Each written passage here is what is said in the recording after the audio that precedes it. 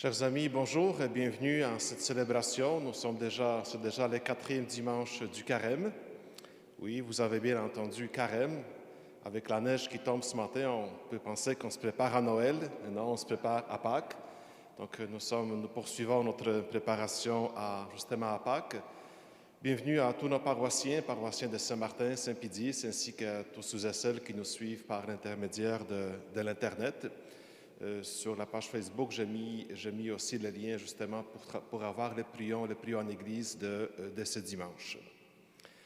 Entrons dans cette célébration en faisant sur nous-mêmes les signes de la foi. Au nom du Père et du Fils et du Saint-Esprit, que la grâce et la lumière de Jésus notre Seigneur soient toujours avec vous. Voilà, nous sommes toujours sur notre route des Carême. Avancez avec les yeux grands ouverts. Voilà, c'est ce que la liturgie nous propose ce matin.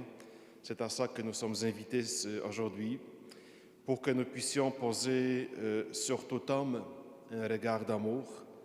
C'est d'abord le Christ lui-même qui vient nous illuminer de sa tendresse. Accueillons ensemble la lumière qu'il nous offre. Avant que la célébration commence, nous avons regardé ensemble notre belle croix ici à l'église. C'est la première chose qu'on fait en entrant dans une église. On a d'abord les yeux fixés sur la croix de Jésus-Christ.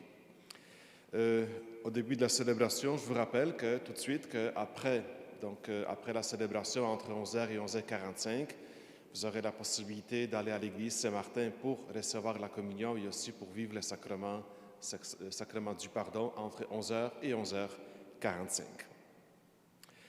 Mais d'abord, remettons-nous entre les mains du Père, ce Père qui aime chacun de nous d'un amour infini.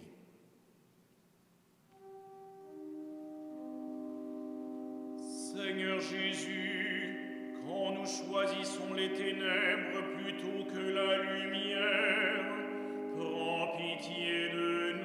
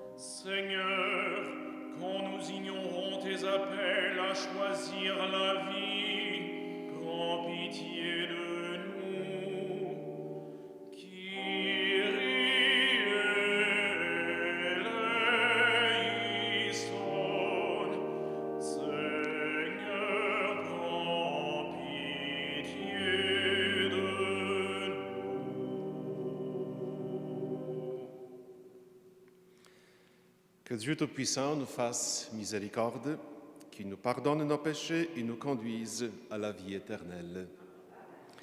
Recueillons-nous et prions avec confiance.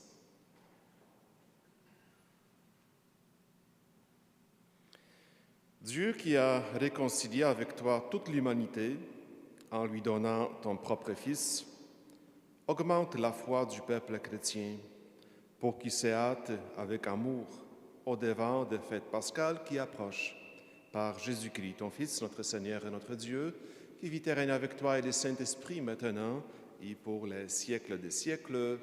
Amen. On peut s'asseoir pour écouter maintenant la parole de Dieu.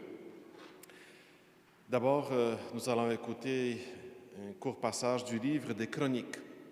Nous sommes évidemment dans l'Ancien Testament et malheureusement, le livre des Chroniques est très peu connu dans l'ensemble des chrétiens. On nous raconte ici l'histoire des rois d'Israël.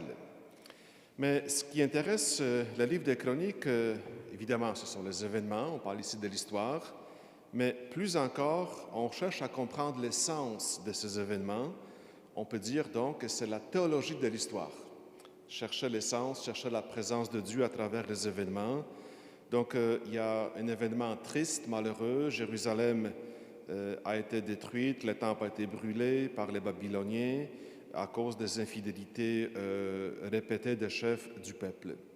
Mais le Seigneur n'a pas oublié son peuple pour toujours. Il va se servir du roi Cyrus, roi des Perses, pour rendre la liberté aux déportés, pour rebâtir le peuple.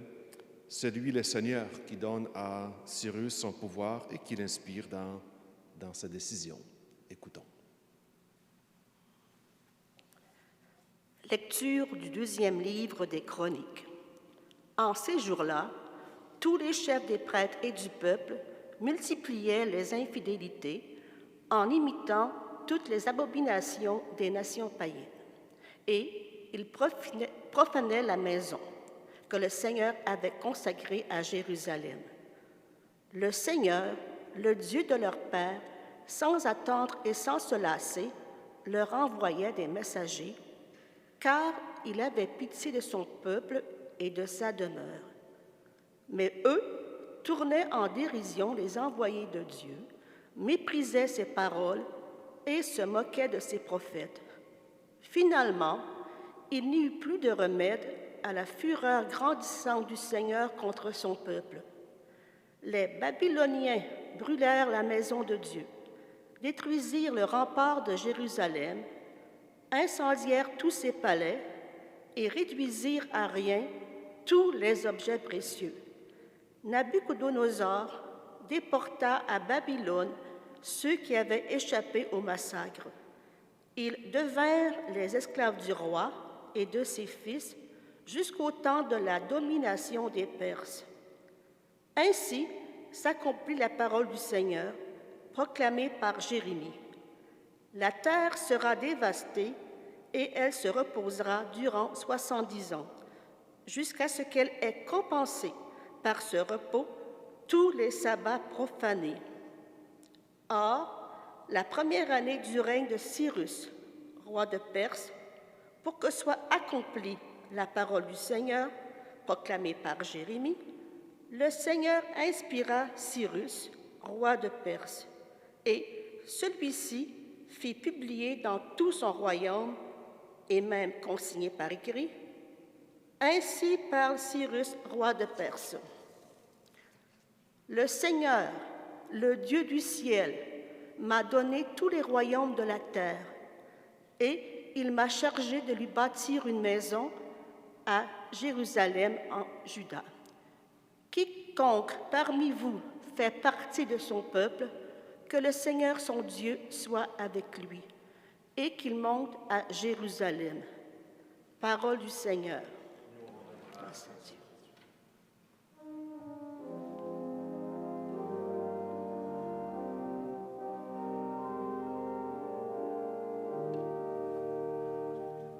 Que ma langue s'attache à mon palais, si je perds ton souvenir. Au bord des fleuves de Babylone, nous étions assises et nous pleurions, nous souvenant de Sion. Au saule des alentours, nous avions perdu nos harpes. C'est là que nos vainqueurs nous demandèrent des chansons et nos bourreaux des airs joyeux. Chantez-nous, disait-il, quelques chants de Sion. Comment chanterions-nous un chant du Seigneur sur une terre étrangère? Si je t'oublie, Jérusalem, que ma main droite m'oublie. Je veux que ma langue s'attache à mon palais, si je perds ton souvenir. Si je n'élève Jérusalem au sommet de ma joie. Que ma langue s'attache à mon palais, si je perds ton souvenir.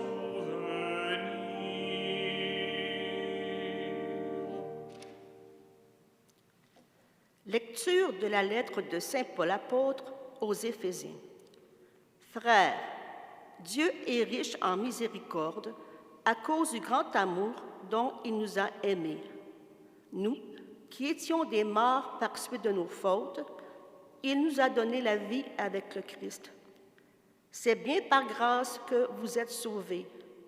Avec lui, il nous a ressuscités et il nous a fait siéger aux cieux dans le Christ Jésus.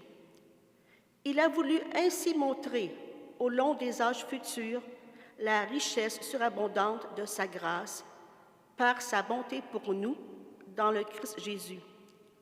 C'est bien par la grâce que vous êtes sauvés et par le moyen de la foi.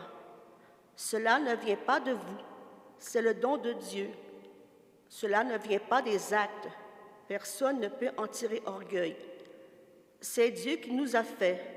Il nous a créés dans le Christ Jésus en vue de la réalisation d'œuvres bonnes qu'il a préparées d'avance pour que nous les pratiquions. Parole du Seigneur.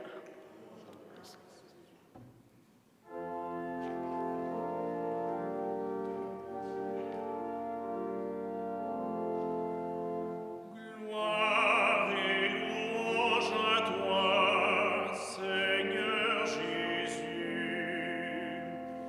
Dieu a tellement aimé le monde qu'il a donné son Fils unique, afin que ceux qui croient en lui aient la vie éternelle.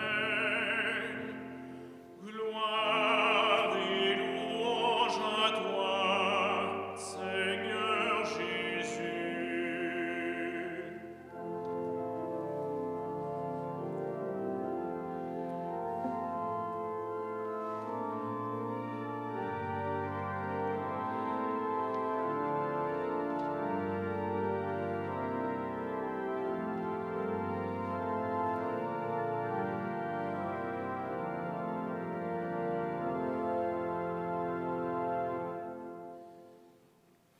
Le Seigneur soit avec vous.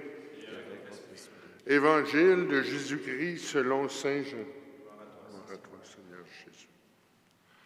En ce temps-là, Jésus disait à Nicodème, « De même que le serpent de bronze fut élevé par Moïse dans le désert, ainsi faut-il que le Fils de l'homme soit élevé, afin qu'en lui tout homme qui croit ait la vie éternelle. »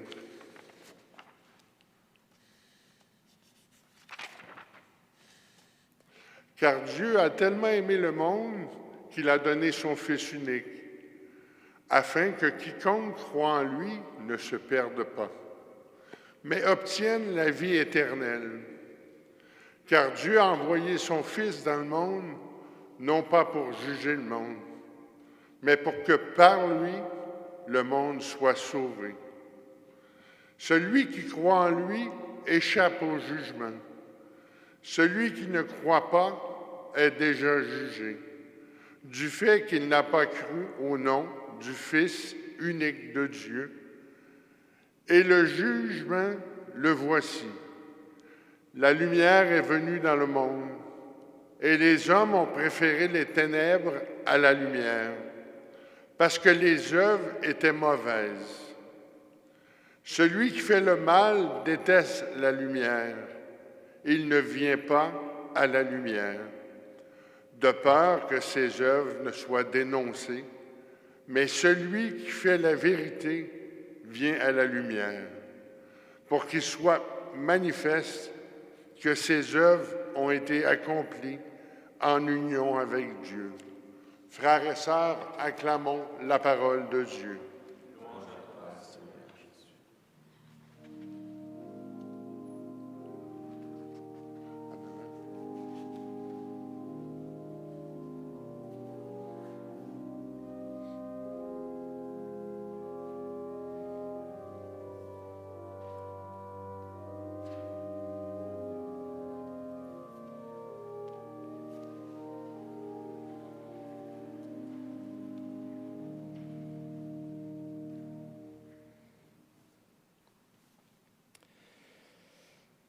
Oui, nous poursuivons le carême. J'espère que vous profitez bien de ce temps, que vous considérez toujours très au sérieux justement ces moments de préparation spirituelle à Pâques.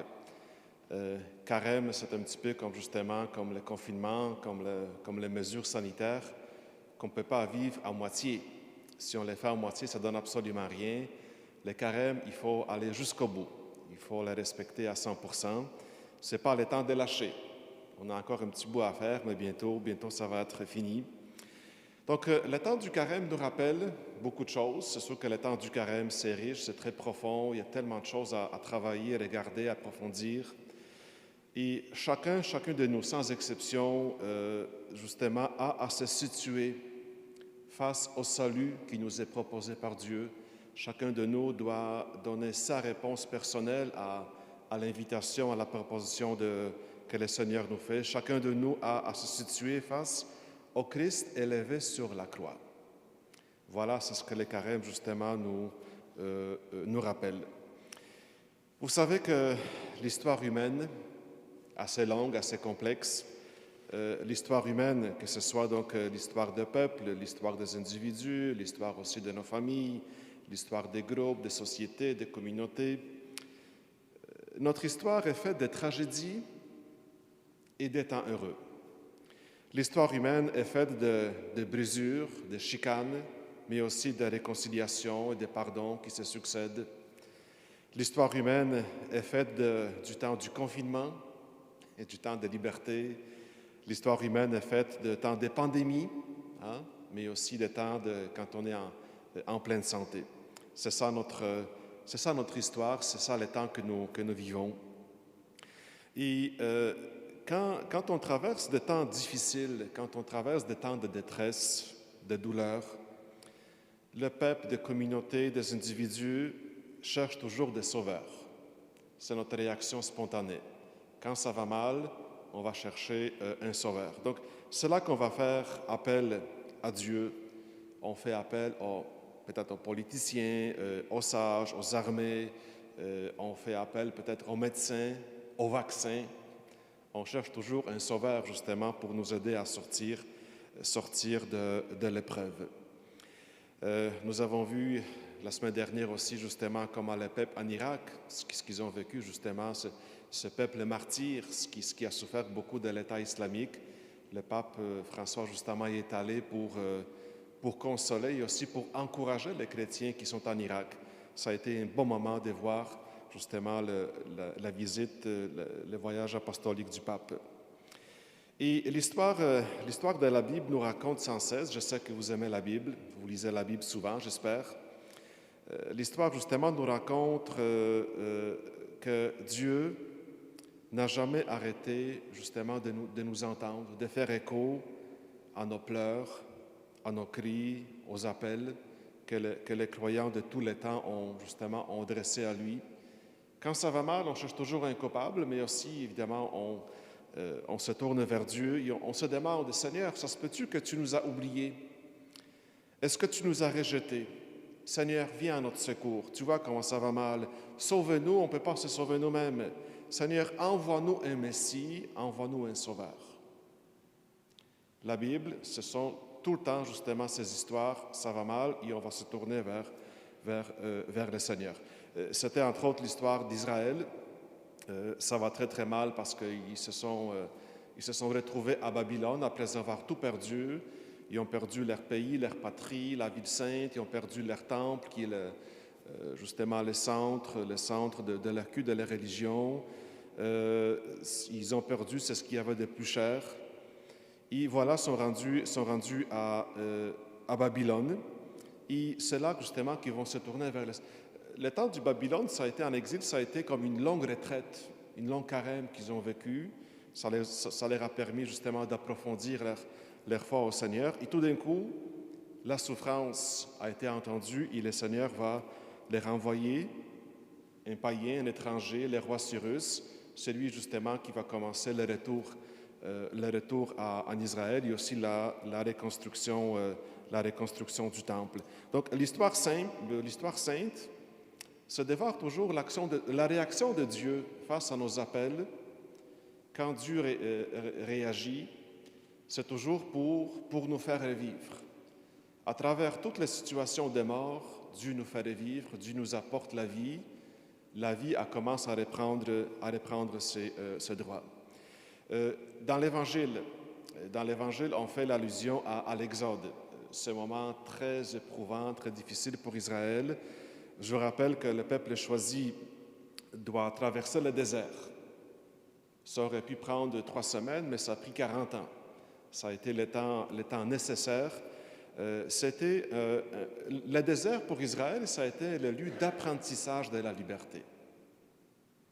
Avant de profiter au maximum de la liberté, il faut d'abord apprendre à vivre la liberté. Et justement, c'est ce que Dieu a demandé à Moïse, son envoyé, son choisi. Moïse, il devra guider le peuple pour qu'il apprenne à adorer son Dieu. Et ça a pris du temps. Ça ne se fait pas du jour au lendemain. Et le désert, comme vous savez, le désert, ça a été le temps de preuve. Au désert, il y a toutes sortes de choses qui sont arrivées. Il y a eu des doutes, il y a eu des révoltes, il y a eu de la soif. On a chicané Moïse, on a chiolé, on n'était pas content. Pourquoi tu nous as fait sortir? Et en plus, si ce n'était pas assez, il y avait encore une autre preuve, des serpents qui piquent au talon. Donc, dans la vie du désert, Moïse va dresser un signal étrange, un repère étrange, un serpent de bronze sur un bâton de bois. Voilà, c'est comme ça que Dieu va sauver son peuple. Donc, tous ceux qui tourneront leur regard vers le bâton, vers le serpent, seront guéris, seront sauvés. Dieu est toujours celui qui nous fait revivre à travers toutes les situations de mort. Donc, vous savez, dans la Bible, le serpent, c'est déjà tout un symbole, un peu ambigu, mais un symbole très, très fort, justement, dans l'histoire. Vous savez, le serpent, c'est un animal qui ne semble pas vieillir. Hein? On aimerait ça, hein? C'est un animal qui ne semble pas vieillir, mais qui se purifie en changeant de peau régulièrement. Donc, ce n'est pas pour rien que les peuples anciens ont vu justement à travers le serpent un symbole du renouvellement de la vie, c'est-à-dire de la vie qui ne finit pas. C'est quand même fort comme symbole. Donc, quand Saint Jean évangéliste voit dans le serpent de bronze la figure de Jésus élevé sur la croix, il comprend très bien que voir Jésus, croire en lui, c'est quoi? C'est se purifier et aussi se renaître de l'esprit pour une vie qui n'a pas de fin, pour une vie éternelle. Donc, voilà, ce n'est pas une tragédie. Ça prend les yeux de la foi pour comprendre tout ça, pour les contempler.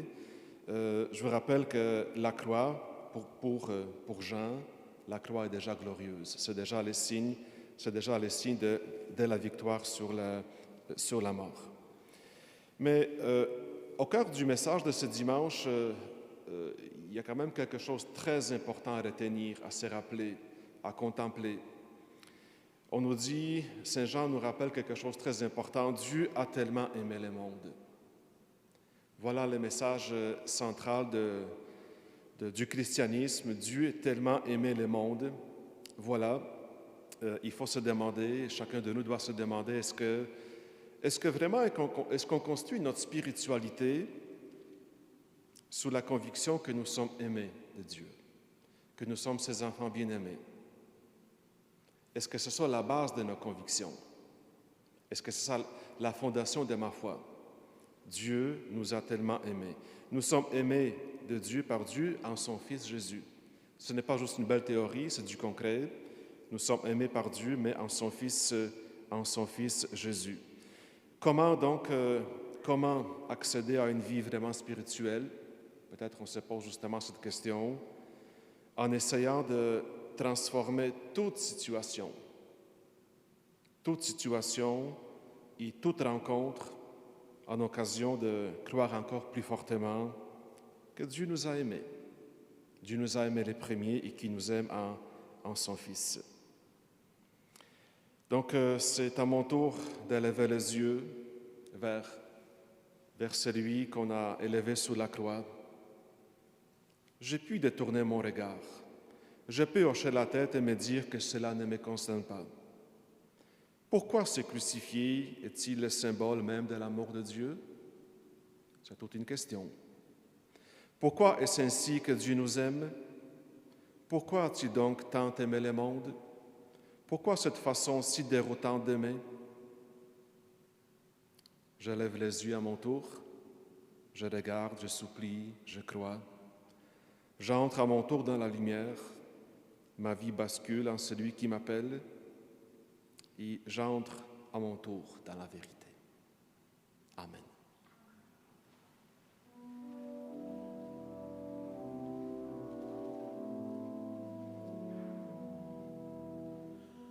Dieu fidèle, Dieu de l'Alliance, en Jésus-Christ, tu es Dieu libérateur. Sur nos chemins de peine et d'espérance, en Jésus-Christ, tu es sauveur. Depuis cette croix, par-delà nos errances, tu es Dieu libérateur. Lorsque nos regards s'illuminent en ta présence, tu es Dieu sauveur. Dieu fidèle, Dieu de l'Alliance, en Jésus-Christ, tu es Dieu libérateur. Sur nos chemins de peine et d'espérance, en Jésus-Christ, tu es sauveur.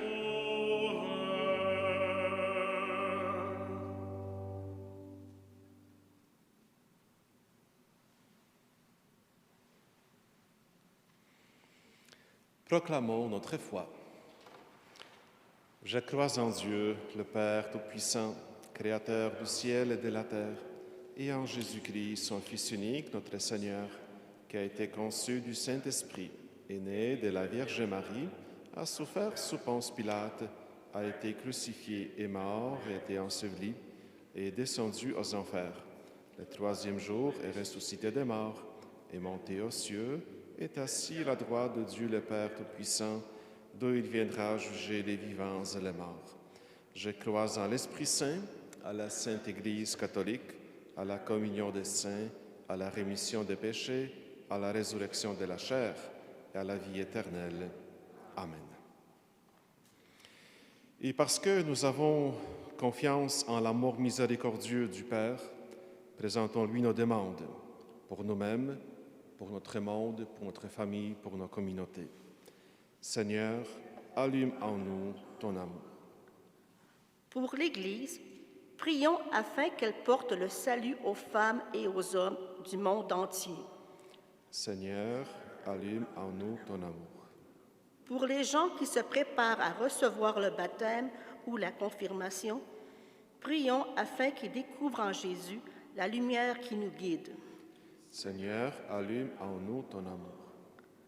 Pour les personnes qui souffrent de la pauvreté, de la violence, de la guerre, prions afin qu'elles reçoivent la chaleur de notre amour et de notre solidarité.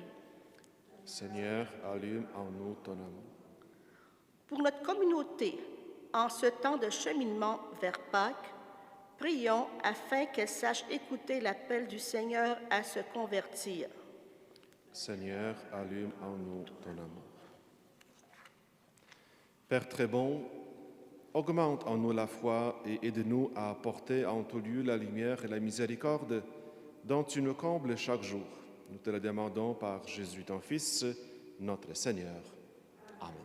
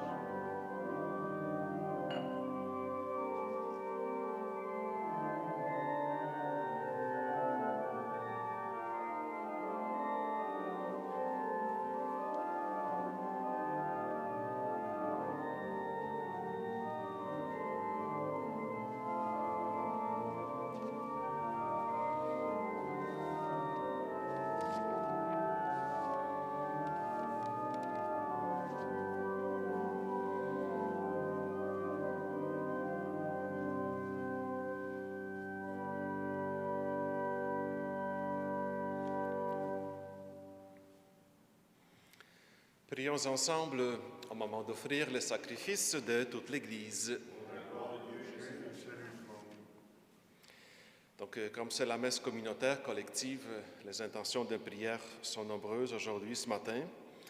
Nous prions d'abord pour Georges et Antoinette Coury. La messe a été offerte par Madeleine et Pierre Attala. Nous prions aussi pour Antoinette Hakim. La messe a été offerte par sa famille. Nous prions aussi pour Madame Lucille André Demers. La messe a été ouverte par Ghislaine et Richard. Nous prions également pour Marianne Arsenault. La messe a été offerte par famille de Michel Arsenault. Et on nous confie aussi ce matin une prière importante. C'est Madame Monique qui nous demande de prier d'abord pour son fils François, qui est décédé tragiquement au début du mois de mars.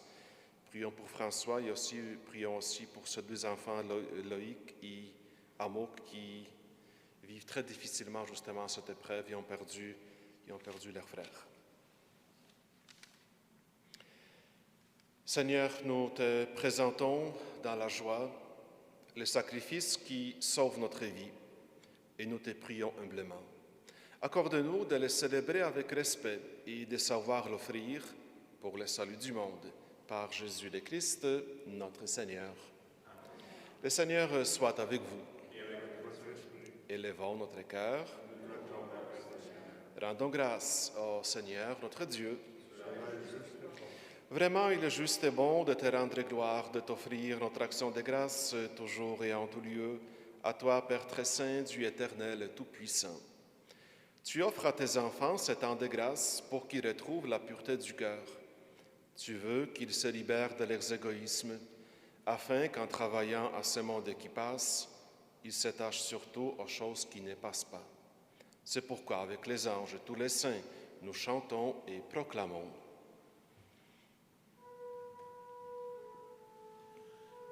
Sanctus, Sanctus, Sanctus Dominus Deus Sabaoth, plenis sunt cieli et terra, gloria tua, Hosanna in excelsis, benedictus qui venit in nomine Domini, Hosanna in excelsis.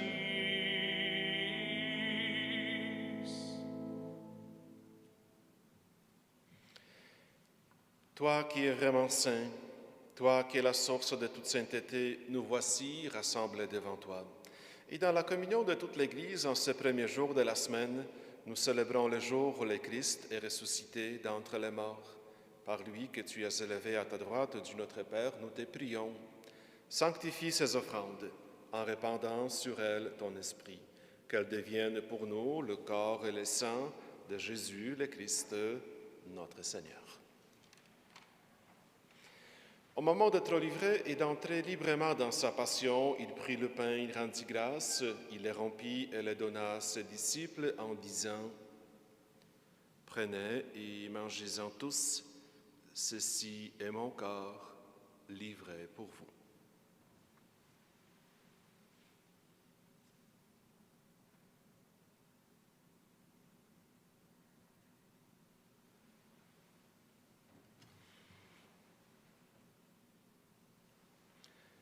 De même, à la fin du repas, il prit la coupe de nouveau, il rendit grâce et la donna à ses disciples en disant « Prenez et buvez-en tous, car ceci est la coupe de mon sang, le sang de l'alliance nouvelle et éternelle qui sera versé pour vous et pour la multitude en rémission des péchés. Vous ferez cela en mémoire de moi. »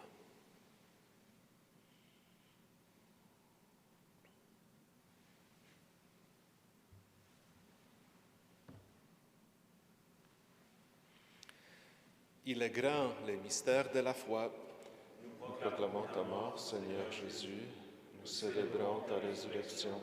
Nous attendons ta venue dans la gloire. Faisant ici mémoire de la mort et de la résurrection de ton Fils, nous t'offrons, Seigneur, le pain de la vie et la coupe du salut, et nous te rendons grâce, car tu nous as choisis pour servir en ta présence.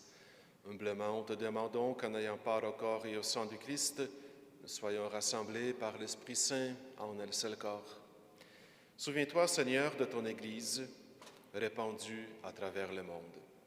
Fais-la grandir dans ta charité avec le pape François, notre évêque Christian, son auxiliaire Alain et tous ceux et celles qui ont la charge de ton peuple.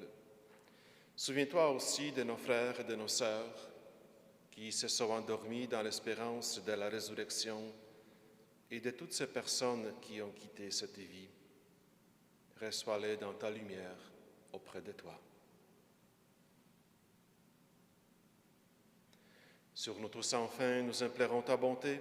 Permets qu'avec la Vierge Marie, la bienheureuse Mère de Dieu, avec Saint Joseph, son époux, avec les apôtres, Saint Martin, Saint Pidis et les saints de tous les temps qui ont vécu dans ton amitié, nous ayons part à la vie éternelle et que nous chantions ta louange par Jésus-Christ, ton Fils bien-aimé. Par lui, avec lui et en lui, à toi, Dieu le Père Tout-Puissant, dans l'unité du Saint-Esprit, tout honneur et toute gloire pour les siècles des siècles. Amen.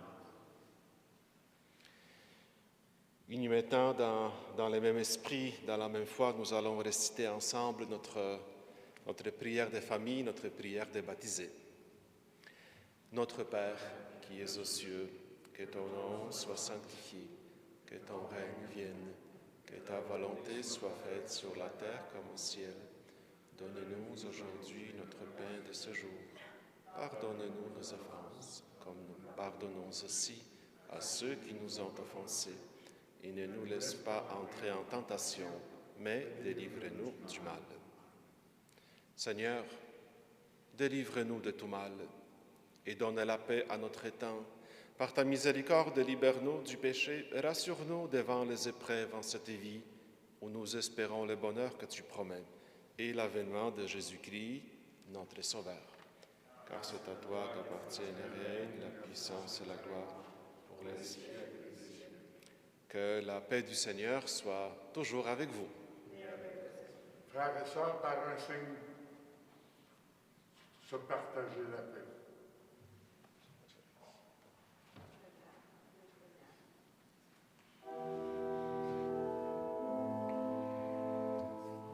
Agnus Dei, qui tollis peccata mundi, miserere nobis.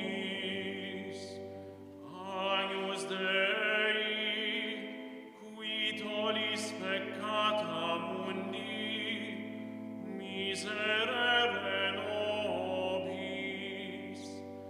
Agnus Dei, qui tollis peccata mundi, dona nobis pacem.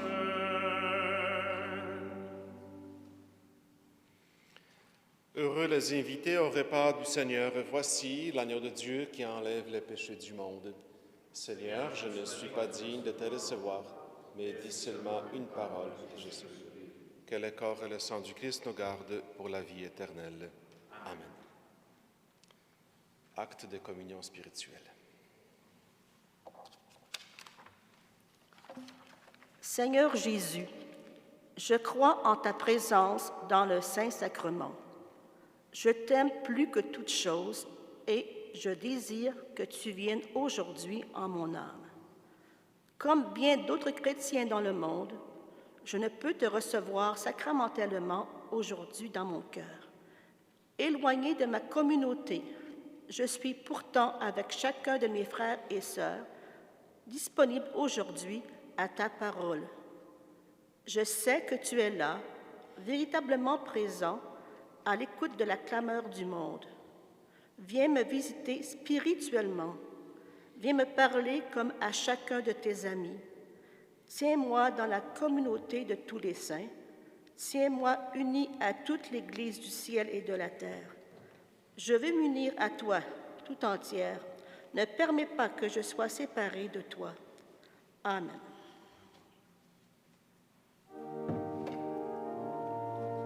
Juste aux gens qui sont ici.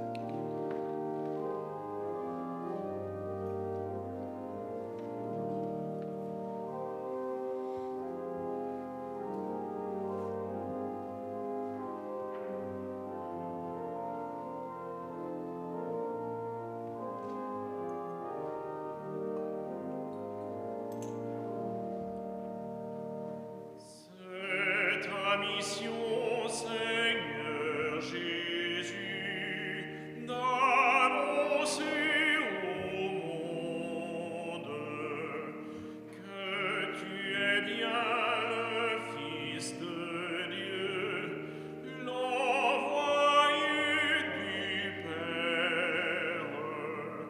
Sois pour nous au désert le chemin qui nous conduit à la joie de Pâques.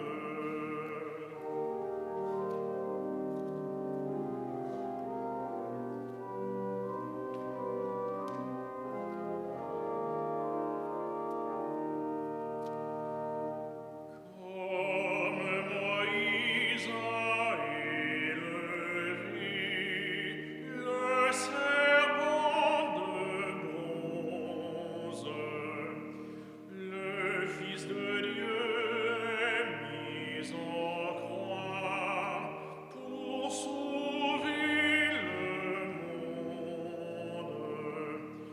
À qui croit en son nom, le salut sera donné, il aura la vie.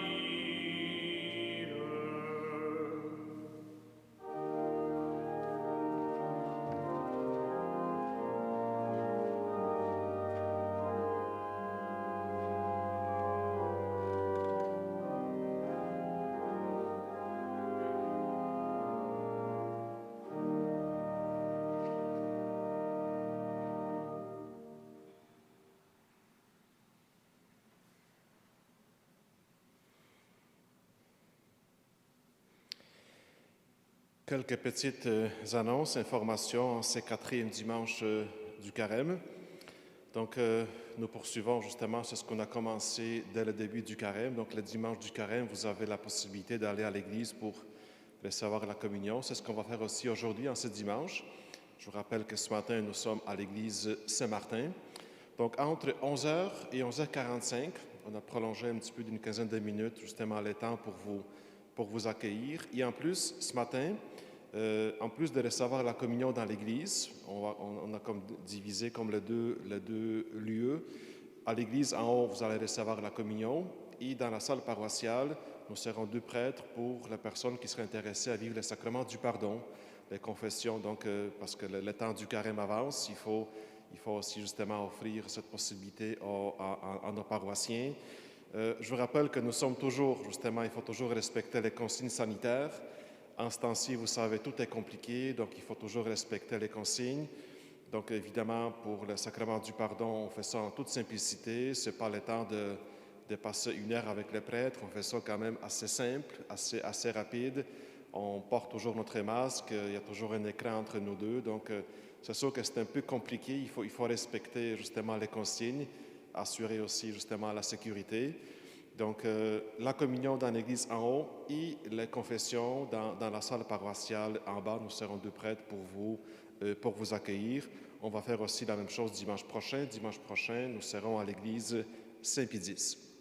Et la bonne nouvelle, sûrement vous l'avez entendu vendredi dernier, c'est qu'à partir du 26 mars prochain, la lieu de culte pourront recevoir de nouveau 25 personnes. Nous sommes toujours dans les zones rouges, donc 25 personnes par la lieu de culte. Donc voilà, ça veut dire que concrètement, pour la fin de semaine du dimanche des Rameaux et pour Pâques, les églises déjà seront ouvertes, pour la semaine sainte aussi. Donc nous allons donc retrouver notre système habituel, c'est ce qu'on a fait justement tout au long de l'automne, 25 personnes dans l'église, 25 personnes aussi dans la salle paroissiale, ce qui nous permet d'être à peu près une 50aine pour chaque célébration. Donc pour le dimanche des Rameaux, on ouvre nos églises. Quelle bonne nouvelle, enfin, pour nous c'est un moment crucial. La semaine sainte, les Rameaux, Pâques, donc voilà, on va vous donner d'autres détails plus tard. Évidemment, s'il n'y a rien qui change entre aujourd'hui et le 26 mars prochain, mais la bonne nouvelle est là, le Seigneur a entendu nos prières. Vous savez aussi sans doute que cette semaine, vendredi prochain, vendredi le 19, nous allons célébrer la fête de Saint-Joseph. C'est pour ça que nous avons sorti cette belle statue de Saint-Joseph. En plus, cette année, le pape François a déclaré l'année depuis 8 décembre dernier, a déclaré cette année une année spéciale dédiée à Saint-Joseph. Pourquoi? D'abord parce que nous soulignons le 150e anniversaire de déclaration. On a déclaré que Saint-Joseph deviendrait le patron de l'Église universelle. C'est le pape Pie IX qui l'a déclaré en 1870. Et on a toujours aussi regardé que dans l'histoire, chaque fois qu'on allait mal, dans les temps difficiles, on faisait toujours secours à Saint-Joseph. Donc ce n'est pas pour rien qu'aussi en ces temps de pandémie, justement, on fait appel à Saint-Joseph. Et aujourd'hui, nous vivons, c'est déjà le 5e jour de la neuvaine. Je vous rappelle qu'une neuvaine, c'est une période de 9 jours de prière. Ce temps rappelle le temps de prière observé par Marie, les apôtres ainsi que les autres disciples entre le jeudi de l'Ascension et le dimanche de la Pentecôte. Donc, ces 9 jours avant le don de l'Esprit Saint marquent la tradition de la neuvaine. Aujourd'hui, c'est le 5e jour de la neuvaine. Donc, je vous invite à vous lever. Aujourd'hui, nous avons déjà prié Saint Joseph, modèle de foi, modèle d'espérance, modèle d'amour, Père modèle. Aujourd'hui, en ce 5e jour, nous prions Saint Joseph, époux modèle. Au Saint Joseph, la Vierge Marie, vous avez confié son âme et son corps. Elle est restée vierge parce que vous l'avez voulu avec elle. Et votre amour mutuel s'est épanoui dans la virginité comme un signe de Dieu pour les hommes. C'est dans votre union avec Marie que le Christ Sauveur est venu parmi nous. Vous avez ouvert la voie au salut du monde dans la pureté de votre amour. Rends-nous capables d'accueillir comme vous les fils de Dieu et d'être ses témoins dans le monde d'aujourd'hui. Amen. Notre Père, qui es aux cieux, que ton nom soit sanctifié, que ton règne vienne, que ta volonté soit faite sur la terre comme au ciel. Donne-nous aujourd'hui notre pain de ce jour. Pardonne-nous nos offenses, comme nous pardonnons aussi à ceux qui nous ont offensés. Et ne nous laisse pas entrer en tentation, mais délivre-nous du mal. Je vous salue Marie, pleine de grâce. Le Seigneur est avec vous. Vous êtes bénie entre toutes les femmes, et Jésus, le fruit de vos entrailles, est béni. Sainte Marie, Mère de Dieu, priez pour nous pauvres pécheurs, maintenant et à l'heure de notre mort. Gloire au Père et au Fils et au Saint-Esprit, au Dieu qui est, qui était, qui vient, pour les siècles des siècles. Amen. Saint Joseph, priez pour nous. Y mettant la prière du pape François à Saint Joseph. Salut gardien du Rédempteur, époux de la Vierge Marie, à toi Dieu a confié son Fils. En toi Marie a remis sa confiance, avec toi le Christ est devenu homme. Ô bienheureux Joseph, montre-toi aussi un Père pour nous et conduis-nous sur le chemin de la vie. Obtiens-nous grâce, miséricorde et courage et défends-nous de tout mal. Amen. Le Seigneur soit avec vous. Sur tes amis, Seigneur, fais briller ta lumière, qu'ils discernent toujours ta volonté et soient capables de faire ce qui est bon. Et que le Seigneur Tout-Puissant vous bénisse, lui qui est le Père, le Fils et le Saint-Esprit. Allez et demeurez dans la paix du Christ.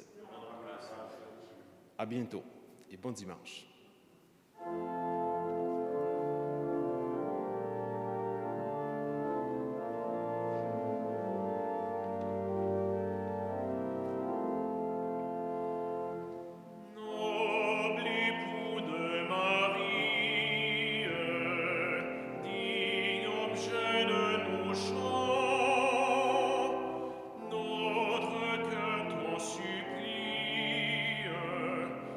Veille sur tes